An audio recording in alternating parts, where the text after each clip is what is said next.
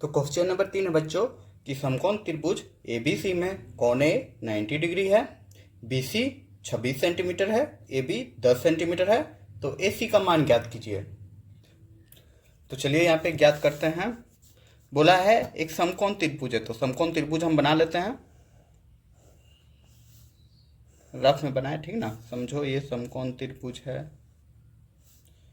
बोला कोण A 90 है, तो हमने इसको 90 माना।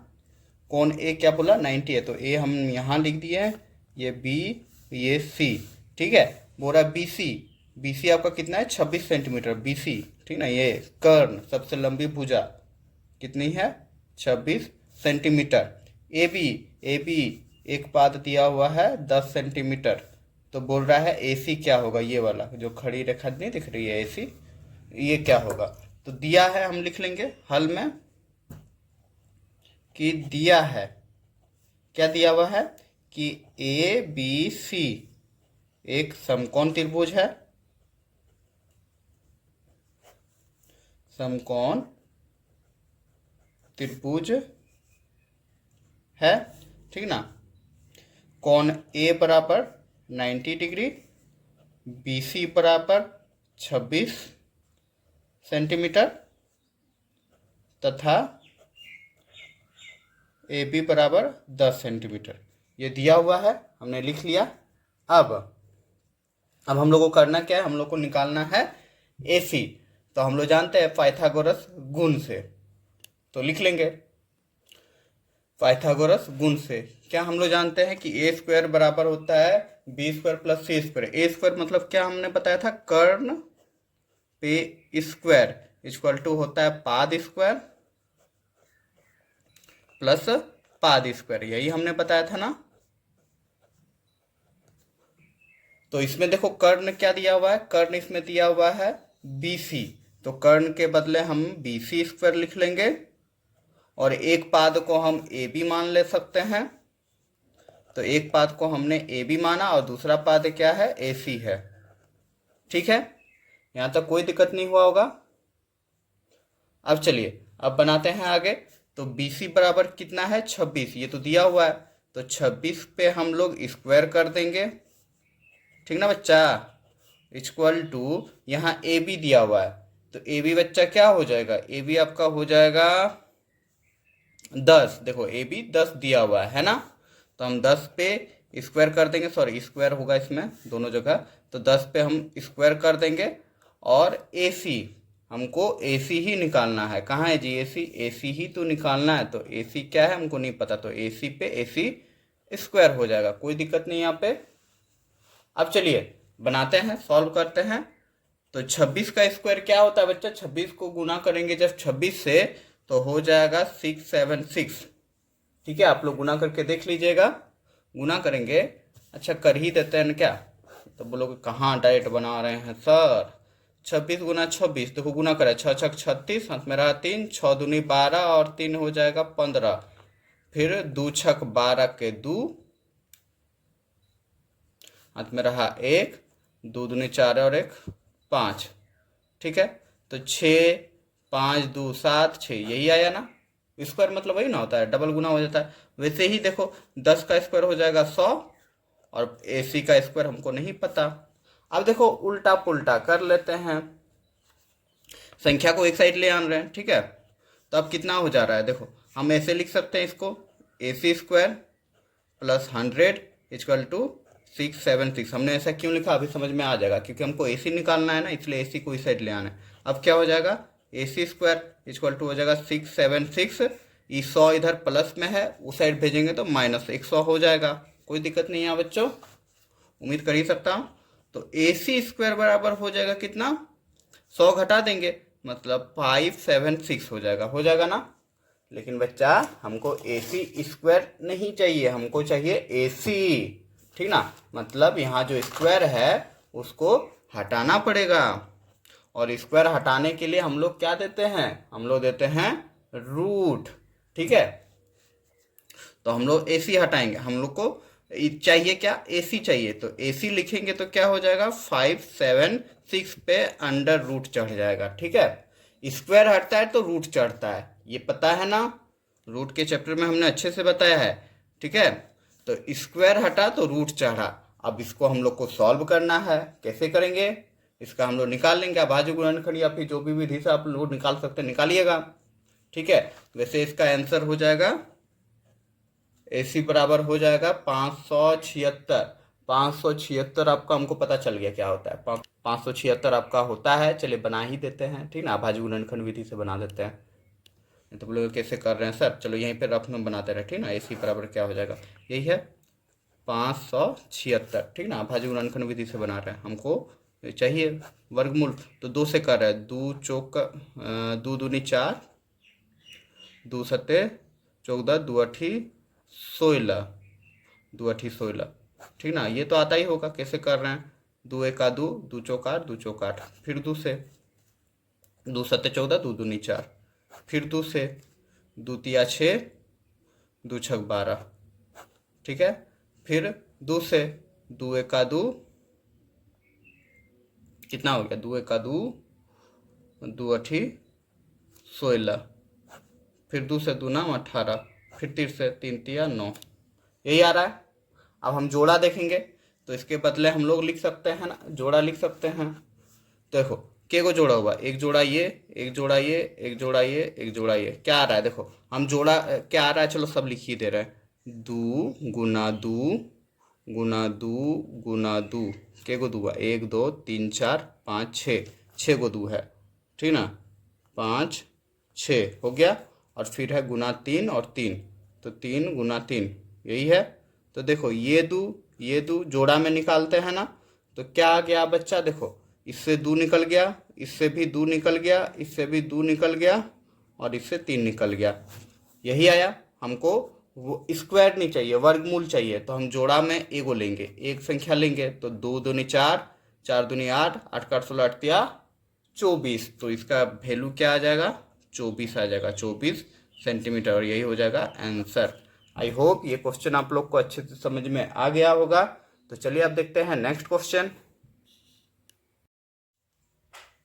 तो क्वेश्चन नंबर 4 है कि समकोण त्रिभुज PQR में कोण P इक्वल टू 90 है, PQ 5 सेंटीमीटर है, PR 12 सेंटीमीटर है।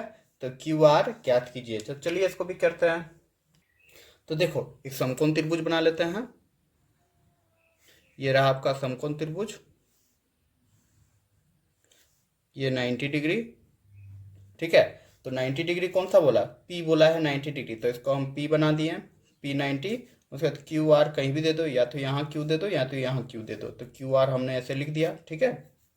तो अब देखो PQ कहाँ है जी? PQ ये नीचे वाला है, पाद है, ठीक ना। तो कितना है? 5 सेंटीमीटर। PR कितना है? ऊपर वाला देखो, PR कितना है? 12, ठीक है। तो QR निकालना है, ये वाला कर्ण निकालना है, इस बार सबसे बड़ी भुजा निकालना है, ठीक है। तो चलिए लिख लेते हैं जो दिया गया है। तो हम लिख लेंगे बच्चा कि दिया है कि PQR एक समकोण त्रिभुज है, कोण P 90 है, PQ 5 सेंटीमीटर तथा PR 12 सेंटीमीटर है। तो अब लिख देंगे पाइथागोरस प्रमेय से या पाइथागोरस गुण से। तो लिख देंगे बच्चा पाइथागोरस गुण से कर्ण स्क्वायर बराबर हो जाएगा पाद स्क्वायर प्लस पाद स्क्वायर। तो कर्ण इस बार क्या है? कर्ण इस बार है आपका देखो QR, ठीक ना। तो लिख देंगे QR। तो QR स्क्वायर इक्वल टू एक पद हम मान लेंगे PQ और दूसरा PR, ठीक है। तो एक पद मान लिए PQ और दूसरा मान लिए PR, कोई दिक्कत नहीं, दोनों स्क्वायर स्क्वायर पे है। अब चलो बैठा लेते हैं PQ QR हमको निकालना ही है, ठीक ना। कर्ण ही तो निकालना है, QR क्या होगा? तो QR का इसलिए हम QR ही रहने देंगे, इक्वल टू यहाँ पे PR आपका क्या है? PQ आपका क्या है? PQ आपका 5 है, तो 5 पे स्क्वायर हो जाएगा, प्लस PR क्या है? 12, तो 12 पे स्क्वायर हो जाएगा, ठीक है। तो वैसे करेंगे, लिख देंगे QR इक्वल टू 5 का स्क्वायर 25 हो जाएगा और 12 का स्क्वायर 144 हो जाएगा, ठीक ना। आप लोग याद रखिए कम से कम 20 तक का वर्ग, ठीक है, जल्दी बनेगा। तो हो गया। अब QR स्क्वायर है, तो QR स्क्वायर बराबर क्या हो जाएगा आपका? जोड़ दो दोनों को, तो 5 और 4 9 हो गया, 4 और 2 6 हो गया, और 1 हो गया, ठीक है। हो गया ना। तो अब क्यू आर निकालना है हमको, तो क्यू आर स्क्वायर हटाएंगे तो इधर अंडर रूट चढ़ जाएगा, ठीक ना, उधर स्क्वायर हटाएंगे तो इधर अंडर रूट चढ़ जाएगा। अब बताओ ये किसका है, पता चल रहा है किसका वर्ग हो जाएगा? ये वर्ग होता है 169। देखो 169 का हम निकालेंगे तो 13 से चलेगा, ठीक ना, 13 गुना 13 से, 13 तेरह 169 हो जाएगा, मतलब 13 गुना 13, तो इसका अंडर रूट हम करेंगे तो निकल के आएगा 13, ठीक है। तो क्यू आर बराबर हो जाएगा 13, और 13 क्या हो जाएगा सेंटीमीटर, और ये हो जाएगा आंसर। हमको क्यू आर ही ना निकालना है। आई होप ये क्वेश्चन भी आप लोग को समझ में आ गया होगा। आप लोग को अगर 1 2 से 20 तक का वर्ग अच्छे से याद है तो ये जल्दी से बन जाएगा, ठीक है। उम्मीद करूंगा ये क्वेश्चन भी समझ में आ गई होगी। चलिए अब देख लेते हैं नेक्स्ट क्वेश्चन।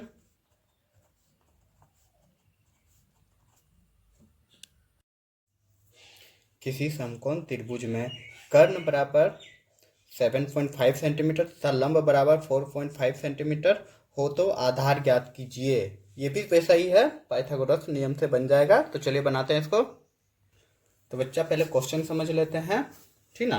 कह रहा है कोई समकोण त्रिभुज है, तो चलिए हम समकोण त्रिभुज बना दे रहे हैं। ये समकोण त्रिभुज है, इसमें ये कोण 90 है, तो इसके सामने वाला जो भुजा रहता है इसको क्या बोलते हैं? कर्ण बोलते हैं। और कर्ण कितना दिया हुआ है? कर्ण दिया हुआ है 7.5 सेंटीमीटर दिया हुआ है कर्ण, ठीक है। और देखो ये जो सीधा खड़ा है ना, इसको हमने क्या बताया था? पाद बताया था। इसको लंब भी बोलते हैं, ठीक है। लंब आगे के क्लास में आप लोग अच्छे से जानेंगे, 9 10 में तो बहुत मिलेगा आपको। इसको लंब बोलते हैं। लंब कितना दिया गया है? 4.5 सेंटीमीटर। और नीचे जो एकदम लेटा हुआ है, ठीक ना, सीधा, इसको आधार बोलते हैं। किसी भी चीज़ का आधार होता है ना, नीचे जमीन, वही इसको आधार बोलते हैं। तो आधार ही निकालना है। समझ में आ रहा है? तो कर्ण डायरेक्ट लिख देंगे, दिया है, ठीक ना। कर्ण बराबर कितना दिया हुआ है? 7.5 सेंटीमीटर। लंब बराबर कितना दिया हुआ है? लंब बराबर दिया हुआ है 4.5 सेंटीमीटर। तो आधार हमको निकालना है ना, आधार बराबर क्या हो जाएगा? आधार बराबर वही निकालना है। तो हमने लिख लिया। तो अब लिखेंगे पाइथागोरस नियम से या गुण से। तो लिख देंगे बच्चा पाइथागोरस गुण से। क्या होता है बताए थे? सबसे लंबी भुजा कर्ण स्क्वायर इक्वल टू होता है दोनों पाद का स्क्वायर, मतलब लंब स्क्वायर प्लस आधार स्क्वायर, यही होता है ना। वहाँ पे पाद हमने लिखा था, हमने बताया भी था कि लंब और आधार भी होता है, पाद को बोला जाता है। तो चलिए बनाते हैं। कर्ण बराबर कितना दिया हुआ है? 7.5 है, तो यहाँ लिख देंगे 7.5 का स्क्वायर इक्वल टू, यहाँ लंब कितना दिया हुआ है? 4.5, तो 4.5 का स्क्वायर हम लिख देंगे। और हमको आधार का बारे में ही तो पूछा है, तो आधार का आधार ही रहने देंगे, कोई दिक्कत नहीं। यहाँ पे 7.5 को चलो गुना कर दो 7.5 से, तो कितना आ जा रहा है? तो गुना चलिए कर ही देते हैं, नहीं तो आप लोग बोलेंगे कैसे आप लोग कर दे रहे हैं बार बार। 7.5 गुना 7.5, ठीक ना। यहाँ पॉइंट वाला इसलिए हम गुना करके दिखा दे रहे हैं। 5 5 25 के 5, आप लोग को आता ही होगा। हाथ में रहा 2, ठीक ना। 5 7 35 36 37, कोई दिक्कत नहीं यहाँ पे। 7 5 35 के 5, हाथ में रहा 3, 33 49 49 और 3 कितना हो जाएगा? 50 51 52, ठीक है।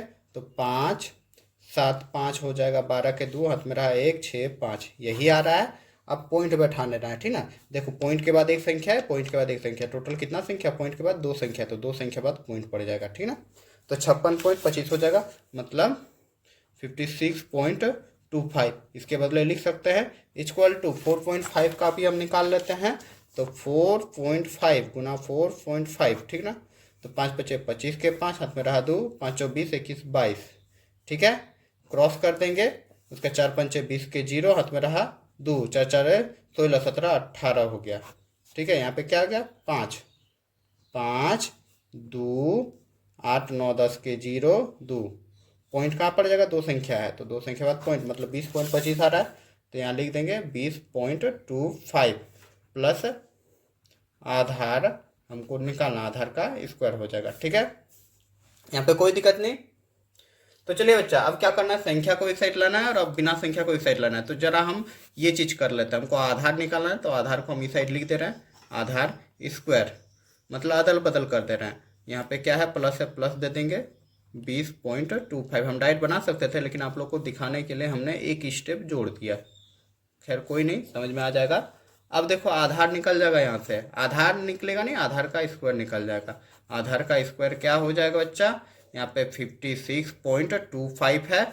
देखो 20.25 जो है, मतलब 20.25 जो है उधर जाएगा तो माइनस में हो जाएगा, इधर प्लस में था ना, उधर जाएगा तो माइनस में हो जाएगा।